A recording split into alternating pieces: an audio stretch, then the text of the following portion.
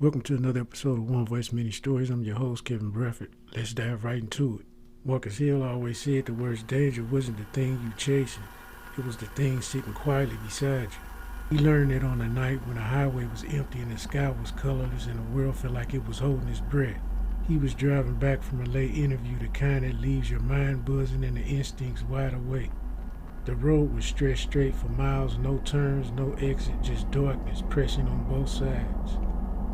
That's when he saw her. A woman standing on a shoulder, motionless like she just been carved out of the night itself. No car, no lights, no reason to beat her. Just a figure staring at the passing traffic that wasn't passing at all, only him. Marcus slowed down. He didn't know why. Something in him said don't, but something deeper told him look again. When he glanced at the rearview mirror, she was already sitting in the back seat. No door open, no sound, just there. Her voice was soft, almost too soft. You're late. Marcus didn't answer, his hand tightened on the wheel. He didn't turn around, he didn't need to. He can feel her, the weight of her presence and the coldness of her breath. The way the earth shifted like the temperature had dropped 10 degrees. She leaned forward just enough for him to see her reflection in the glass. Not her face, just her eyes, empty, unblinking, like she wasn't looking at him but through him. You took the wrong way, she whispered. Marcus kept driving. The road felt longer now, like it was stretching itself, pulling him deeper into something he didn't understand. He tried to speak, but his voice wouldn't come out. He tried to breathe, but the air felt thick. The woman tilted her head. You don't remember me, do you? Marcus swallowed hard. He didn't.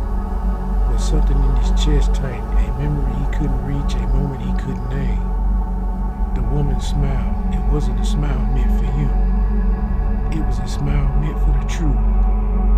I had been riding with you for years. The headlights flickered, the radio cut out, the engine groaned like it wanted to stop. Marcus forced himself to look in the mirror again. At this time, she wasn't alone. Rows of faces filled the back seat, silent, still, watching. People he'd forgotten, people he'd failed, people he left behind in cases he never saw. The stories he never finished, truth he never faced. They weren't ghosts, they weren't hallucinations, they were consequences. The woman leaned closer. Every passenger he ignored eventually takes the wheel. Marcus slammed on the brakes, car slid sideways, tires screeching against the asphalt. When the vehicle finally stopped, the backseat was empty. No woman, no face, no breath in air except his own. But the message stayed. He wasn't alone on this road. He never had been. Every case left something behind, something that rode with him whether he acknowledged it or not. Marcus put the car back in drive, hands steady, eyes forward. Because now he understood. Some passengers don't need a seat.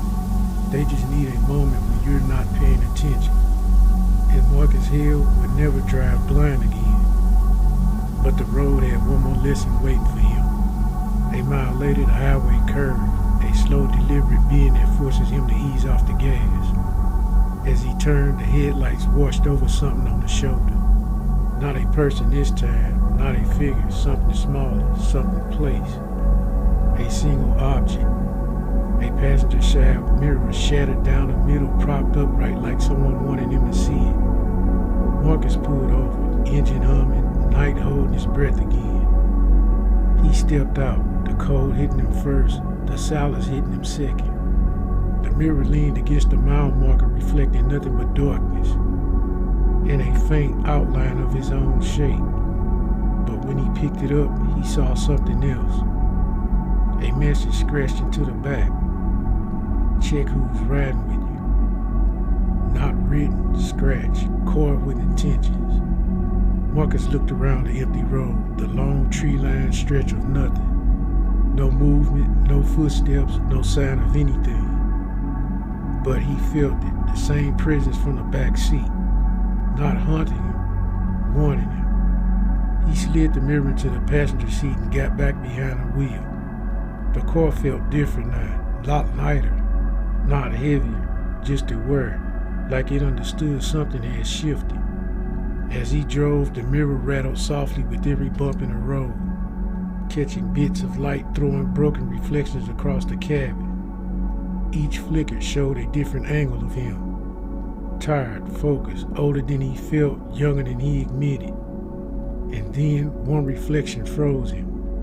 For a split second, the mirror didn't show him at all. It showed the woman, sitting where the mirror sat, staring forward, silent. Marcus blinked and she was gone. Just the mirror again, just the road again. But the message stayed. He wasn't being followed. He was being reminded. Every case he touched left a passenger. Every truth he avoided left a shadow. Every moment he ignored left a mark. And now the road was asking him a question he couldn't dodge anymore. Who's riding with you into the next case? Marcus tightened his grip on the wheel, not out of fear, out of clarity. Because the next case wouldn't wait. The next truth wouldn't soften itself. The next passenger, whoever they were, would demand to be seen. Marcus Hill drove on, headlights cutting through the dark mirror rattling beside him like a heartbeat. Not hunted, just aware. And for the first time in a long time, that was enough. Thank you for listening to One Voice Mini Stories.